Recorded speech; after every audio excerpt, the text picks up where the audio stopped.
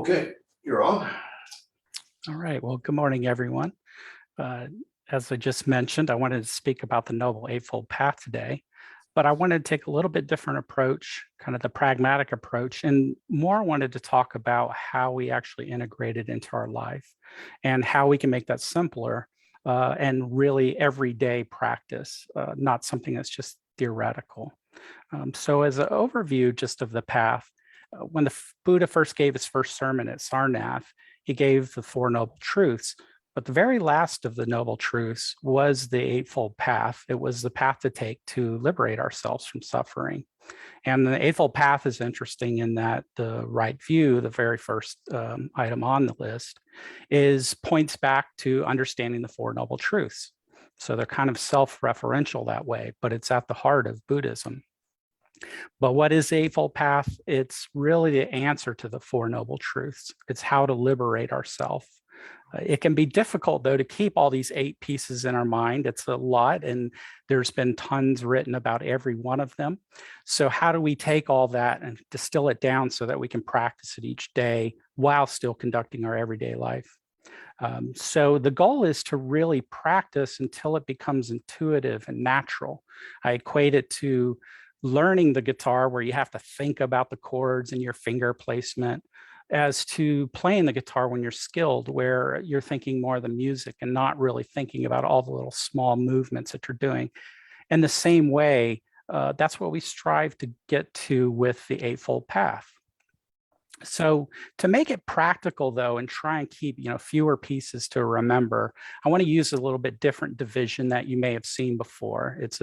If the Eightfold Path is a summary of all the teachings of the Dharma, then the Threefold Division, the organization I'm going to talk about, it's the summary of the Eightfold Path. So it's really getting down to just the nuts and bolts of how you do it.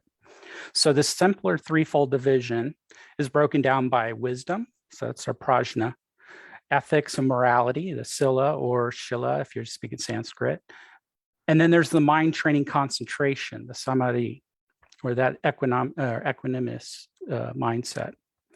About this 3 divisions, Thich Nhat Hanh said, morality, guard our speech and bodily behaviors. Concentration, to focus our minds, to keep our minds clear, aware of reality, and wisdom, to understand the reality based on our focused awareness.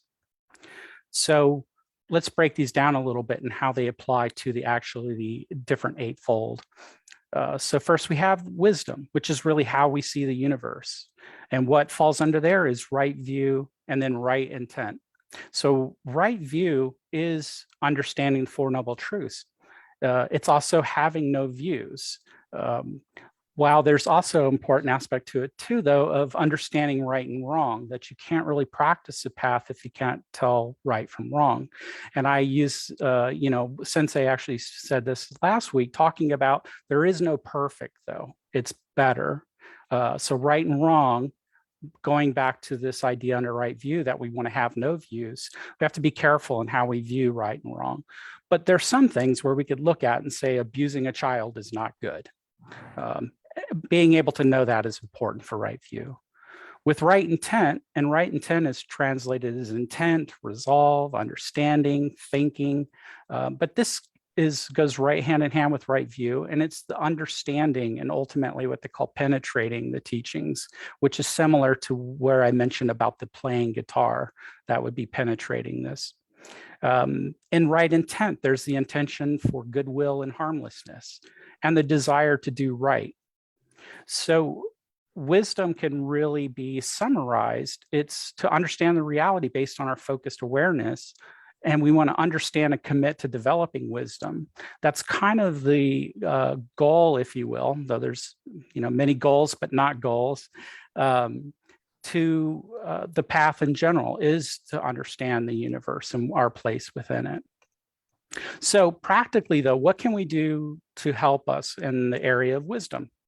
Well, the first is actually developing the intention to put yourself on a path of improvement. Being here, this morning is an example of that, but also just in your daily life, making that intention. And most of us, fortunately, do have that intention that we want to be good people and we want others to be happy. For wisdom, we need to study and contemplate and reflect. But how do we put that into our life? Do we put aside study time? There's what I call the schedule or trigger time. Do you do better by putting the time on your, say, your calendar to sit and study? Or are you triggered, say, when you come home and you see the front door, or perhaps you do the old string around the finger trick or something along those lines? Quotes of the day. Even the little calendars, I've seen some great ones, from the Dalai Lama. It's exposing ourselves to this and thinking about these ideas. That's what really makes us wise. And as a final thing that I'll say that in all these sections is that don't beat yourself up about it, though, in your reflections. All of this, you should be compassionate to yourself and gentle with yourself. And keep in mind that there isn't perfect, that you're trying to be better, not perfect. So the second section I mentioned was the ethics and morality, and that's how we interact with the universe. And what falls under there? We have right speech, right action, and right livelihood. And these are pretty much, we kind of have this innate understanding of it. Most of us, if we don't have, if we're not sociopaths or something, we have kind of an innate understanding of some of these. So right speech, we would see as no lying, no divisive speech, no abusive speech, no gossip, no idle chatter. As that list kind of went on there, it got a little bit more and more gray. We start off with no lying, that's pretty easy. When we get to something like no idle chatter, it gets a little harder. And this is where I would say that context and intent is very important. It's important in all of the Eightfold Path. So consider humor. Humorous banter. Is that idle chatter? Well, if it's to build up unity and joy, perhaps it's a skillful speech. Think about, say, World War II and lying to protect someone from the Nazis. Is that wrong speech to lie, or is the intent correct? And this is where wisdom comes back in and guiding our ethical decisions. So right action is no killing, no stealing, and positive actions, but we could see that stems right from the same things. We're not going to say or do things that would be harmful, but we're going to encourage and do things that are good. Right livelihood further extends on that. And the basic part is usually explained as having a job in line with the practice. So don't trade poisons or people or weapons. So when I take all of these together, I really get my ethics and morality set. So the summary of that, as Thich Nhat Hanh said, morality, guard our speech and bodily behaviors. It's to interact with the world in a noble way and be nice and be someone others want to emulate. So what can we do to help us with ethics morality? The first is really practice on the streets and reflect. It's definitely really for all of these parts of the Threefold Division that we put it into practice. The practice itself is also the teaching and the learning. So get in the streets, interact with people, and reflect on it yourself about what are your ethics, what is your morality. Is there anything we can do at the beginning of any conversation that helps you be present in a conversation, say as exchanging self for others? Can you prepare for difficult people and challenges? Have plans for dealing with specific difficult people. If every morning you come into work and Bob drives you crazy, so thinking about Bob beforehand, and maybe you just need to go get your coffee before you sit down around Bob, or maybe talking to Bob, there's certain topics that he might like, and you try and extend a hand and reach out and get to know that person. Or it may be that they're difficult and the best decision is to avoid the situation when you can. And when you are present, to try and keep your mind clear and present. Praising and building up. That's another way of really working in ethics. And that goes under right speech. We tend to focus on the things of not lying, no divisive speech, but there really is the positive side that we want to think of. There's a small quote that I like that comes from one of the sutras, I can't remember which right now, but it says, use words that gladden and bring concord. So there's that active part. We want to be a good active agent behind our ethics. Lastly, I repeat again, having patience. Do not beat yourself up. Then we have mind training.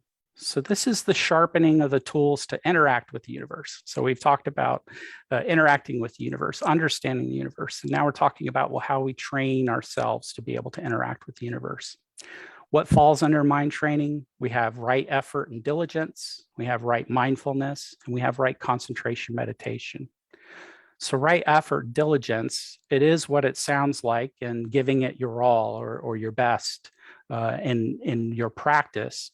But there's also some aspects to it as well that kind of go back to the prior example about a difficult employee. And that's how you put yourselves in situations, or don't put yourselves in situations. The phrasing goes that if you're in a good mental state, then do things to preserve that mental state. If you're in a bad mental state, then do things to break down that bad mental state. At the same time, put yourself in situations that encourage good mental states, and don't put yourself in situations that don't encourage good mental states. So that is right effort and diligence. Right mindfulness, most of us all have a mindfulness practice, and we understand the importance of being present in the moment. It's good for our meditative practices, but it's also good when we're practicing ethics and being able to interact with people. It's an important thing. It's also this fixed state of mind that we want to be present at all times. It's not just sitting and say doing breath awareness, awareness of body. It's being in that state of mind from moment to moment. And we've probably all seen just how hard that can be.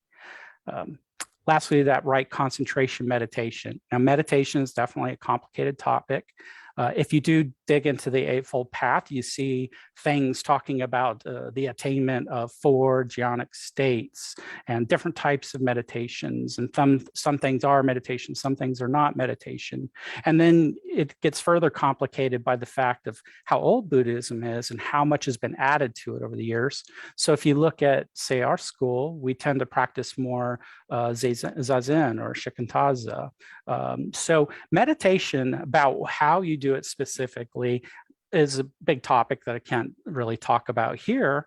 But what we can talk about it again is, how do you actually bring it into your life, though, and make it part of your practice? A lot of the things that we've already discussed apply to this. Again, putting it on your schedule, making sure that you have time for meditation. 5 minutes is better than no minutes. 15 is better than 5. Try to do better, but again, don't wear yourself out. And you have every day, doesn't have to be perfect, every day.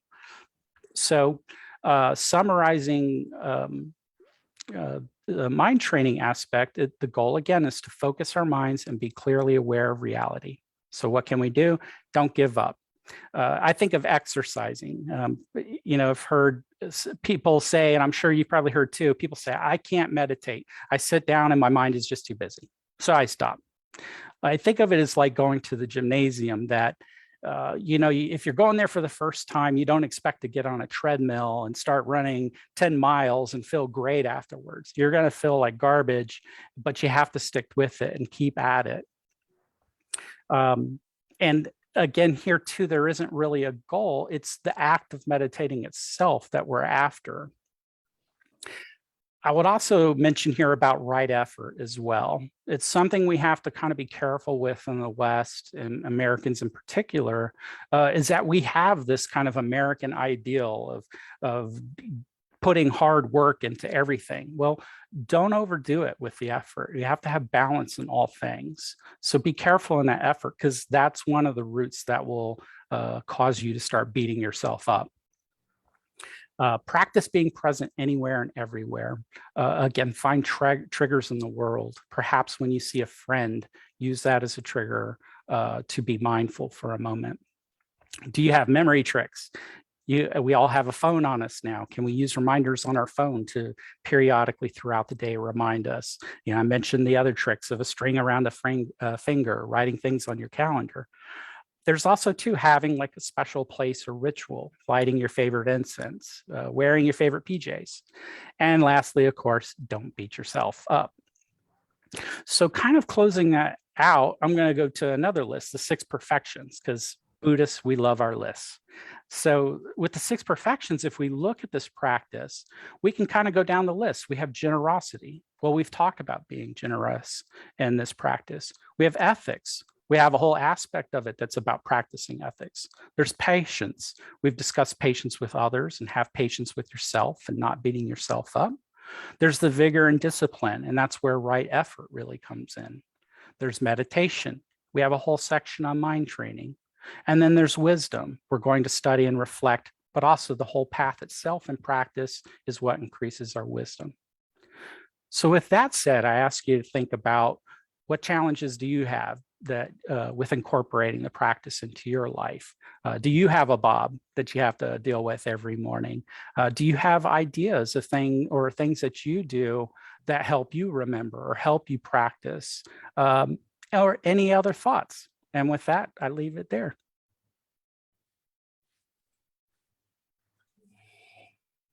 Thank you, Alan.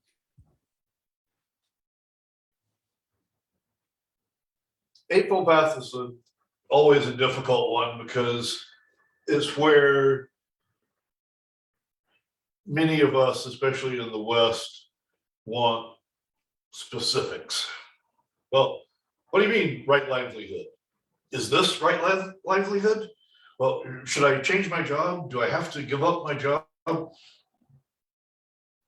To me, they can all come down to make an effort to be present in the moment and do what is best for all beings in every moment.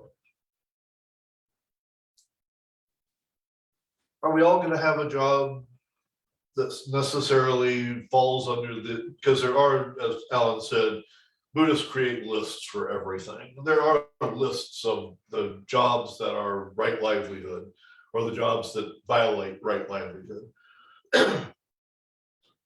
Okay, fine.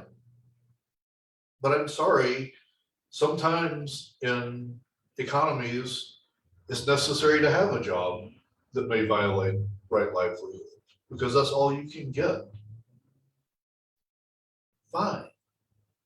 Then do the best you can in that job.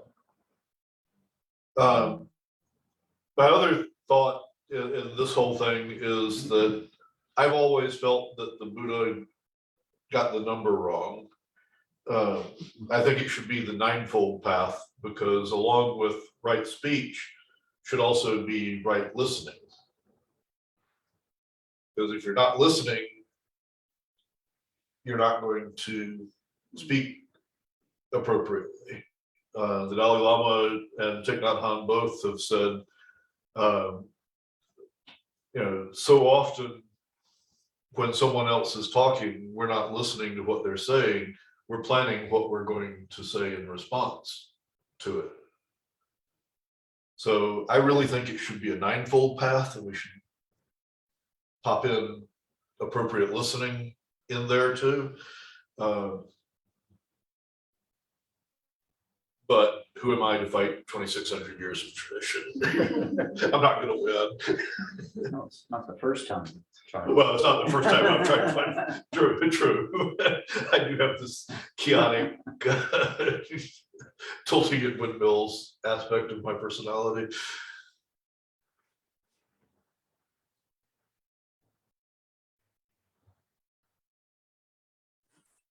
Good morning, everybody. It's Jenny. Hey, Jenny. Hi. I love what Alan said about thinking about the response to a person. When you're dealing with somebody difficult, it's so easy to avoid and not confront the emotion that it causes within us. And I think it's so helpful to meditate on that situation or to think about it when we're going on in our daily lives, that it's okay to walk away from somebody. And I've learned that I messages helped. Like if there was a Bill or Bob in that situation, I would say, I feel hurt when you talk like that, or I feel whatever that is. So I think that's so important to think about that ahead of time when you're dealing with somebody that's difficult. Also, I find that insight timer on my phone really helps dedicate time to practice in the morning and in the evening. Not sure if everyone knows about insight timer, but the piano music puts me to sleep every night, and it has 20 minutes of meditation time, and you can choose which singing bowls that you use, or it helps you to look at how many days that you've meditated, like 180 consecutive days. So, which is my number. But, it helps you to dedicate time. And, one thing, Glenn, I appreciate that you say sometimes you can't help but to be in a job or a position that doesn't go with the path. Think about somebody that has to be a butcher. That's the first thing that came in my head, because, I have a hard time killing fleas on my cats. But I thank you for being pragmatic and real about the world, and thinking of the people that don't necessarily have jobs that go along with the Buddhist teachings. So that's all I have to say. Thanks, Jenny. I'm reading an interesting book from Mary Roach called Fuzz. And I love her books because they're scientific, but she also has a very good sense of humor. But this book in particular is about when wildlife interferes with the interests of humans and what we do about it. And it has brought up a lot of conflicting situations, and it's brought to light some of my own prejudices, where she shows where the protesters, for example, of a forest, they even protest this man whose job it is to go and find trees that are about to fall and they could fall into the road. And she talks about statistics of how many people are killed by this or that, falling on cars, falling on houses, and how the protesters will even protest what he's doing when he is really trying to save, people. And she even goes to different countries and shows how, for example, in the United States, a bear that comes into conflict with people, they will often have to euthanize the bear. Whereas in India, they won't euthanize even a cougar that is known to eat people. They accept it more as and it's very interesting to think about, brings to light that where is the wisdom? And sometimes you think and then you confronted with situations that's like, oh, I do need to think deeper about this situation. Yeah, it's interesting, the translation Alan was using was Eightfold Path is the right X, Y, and Z, the right speech and action and intention, and I've seen it translated as the correct version, which sounds even more Orwellian to me. I think in our book on page 22, they're talking about them as the appropriate speech, appropriate view, appropriate action, appropriate life. And that's kind of goes to what you were saying of just that it puts the challenge on you to think about it, right? Because there isn't one right speech. There isn't one right word that you can say in any possible conversation that's the right one, right? It depends on the conversation. And that same challenge extends out to decisions about your livelihood. It extends out to your, who you decide to be compassionate for and in what way. But like Glenn said, that puts a lot of burden on you to, sort of not only be mindful in the moments, but be making these complicated gray area decisions all the time. It's not an easy answer, like, okay, you're on the right side of the line, so you're fine. But I do like the appropriate action translation of it from that standpoint, is it highlights that there are a variety of situations in the world, and that only the individual human in them knows enough of the details to maybe make that decision.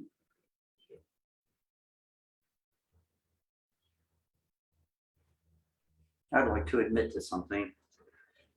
I think it's great that Jenny has gone 180 straight days meditating.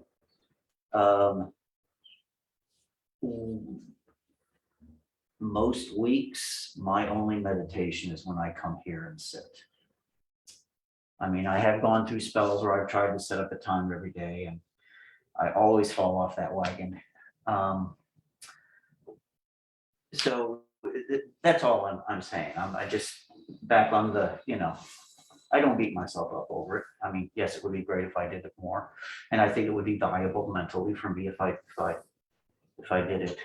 In fact, meditation is what drew me to this place in the beginning. I was reading about the scientifically studied benefits of regular meditation, and eventually led me to Buddhism, to sitting here with y'all.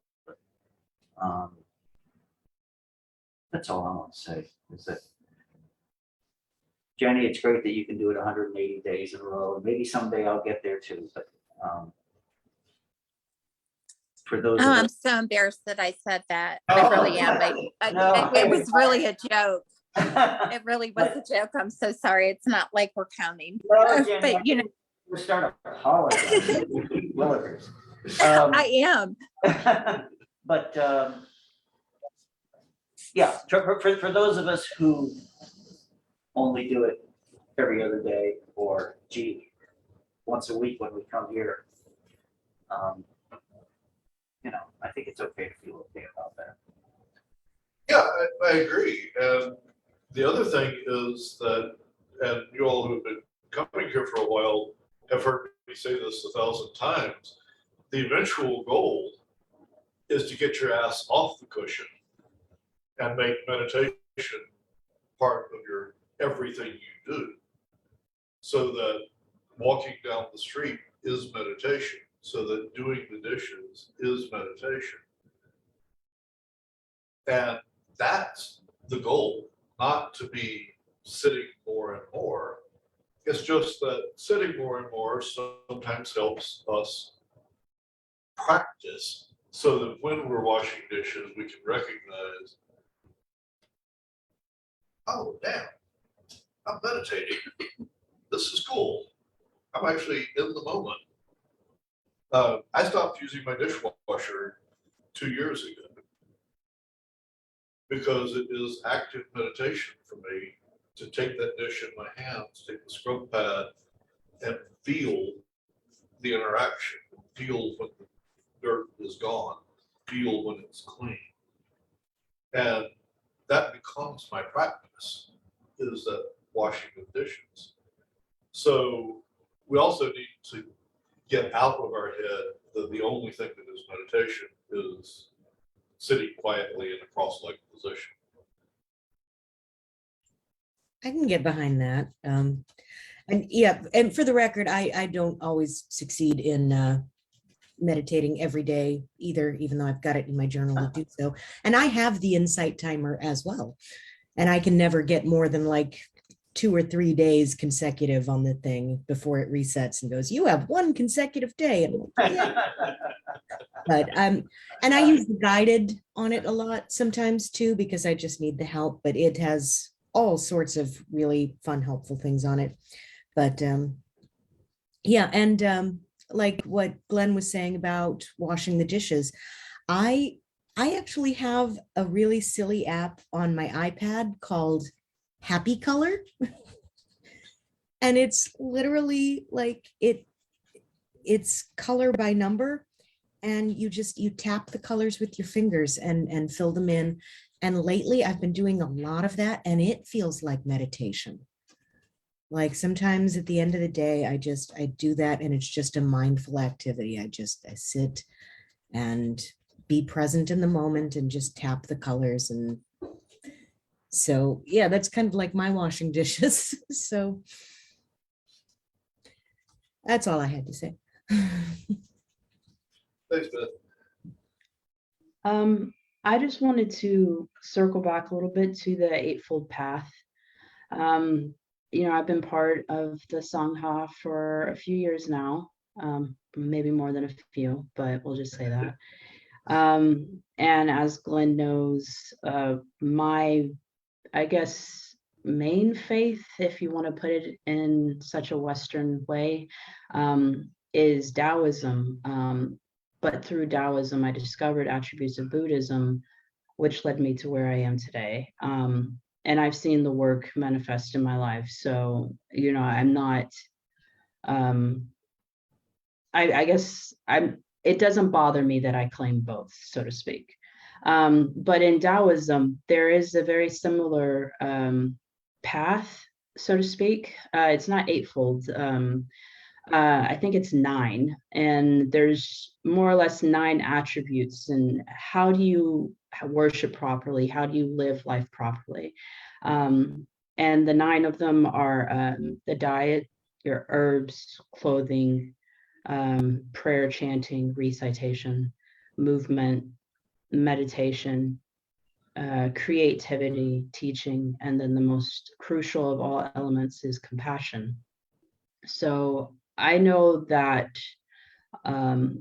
earlier in my adult life, I really subscribed by those 9 attributes, and it was quite a bugger to try to be mindful of them every single day or every minute of the day. And I feel the same way about the Eightfold Path. It's not always easy to have right speech, when you're talking to an elder who you respect, but they're completely wrong about a situation. It's not always easy to have right livelihood, when you live in middle America and the only big businesses around you are, poultry farms or something of that nature. It's not easy. We do what we can to the best of our abilities, and I think that's the main objective.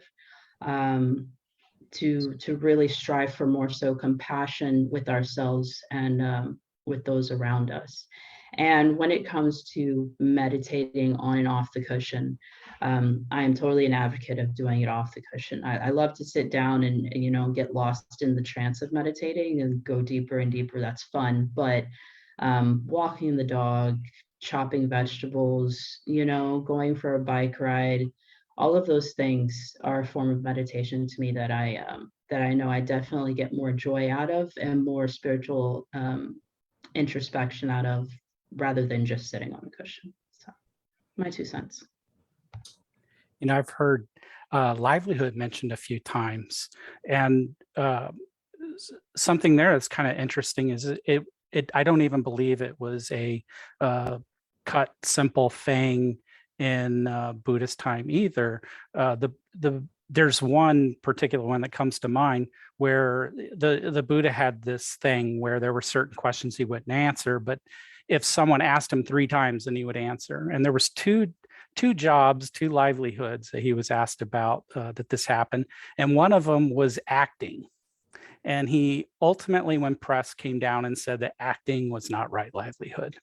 But he didn't want to answer, and it wasn't. And but where it came in is he was concerned that acting can raise emotions that are not positive, that they could be these unwholesome, unhealthy, whatever you'd like to call it, thoughts and attitudes. So, but he wasn't black or white on that. He just didn't say acting's bad. Military and soldiers was another one that he was also pressed on and had a hard time answering either way. So it just goes to say that if it is something that he was even still contemplating, then it certainly makes sense for us. And I absolutely agree with everybody and what they said, that it's not practical all the time for people to have the perfect job. Yeah, and I think we also need to, I always caveat those things where he made statements like that we need to be aware of the times as well. Actors in many periods of time were not just actors, it went from there into prostitution after the entertainment. And so it's like, okay, there's a difference between times as well and how we perceive different professions, because the profession itself was different during different times. Geneva, I'm going to say to you that you're treading a path that is very common in pragmatic Buddhism.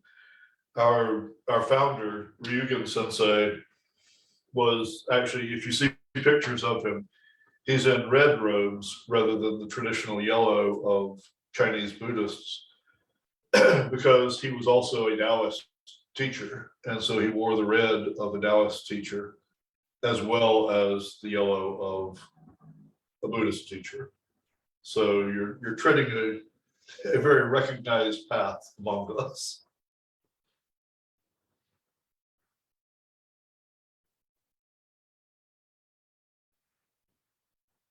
Any other comments today? Good discussion today. Thank you all. I did want to mention really quick, someone mentioned, you can go down the rabbit hole, and the past couple of years I've been trying to up my environmentalism, and I found a way to do laundry without using any plastic. But I mean, I still drink a lot of drinks out of plastic bottles. I still, my makeup isn't tested on animals, but a lot of makeup containers aren't recyclable. And I have decided and always tell people, you can try to do better, but don't beat yourself up if you can't go 100% into everything.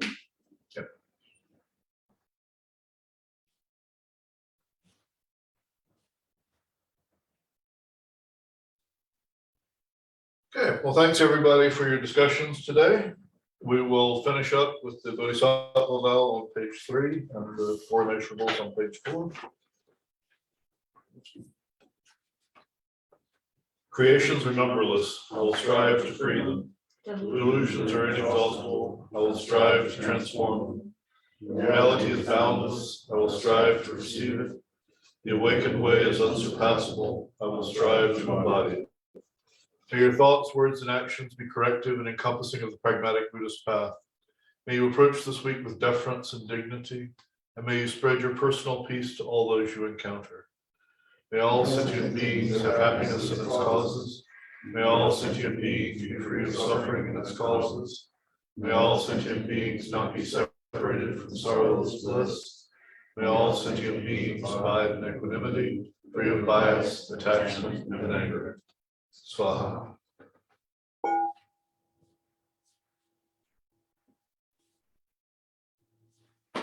Thank you all, and have a good week. And remember, we start back Wednesdays, this coming Wednesday. 7 o'clock.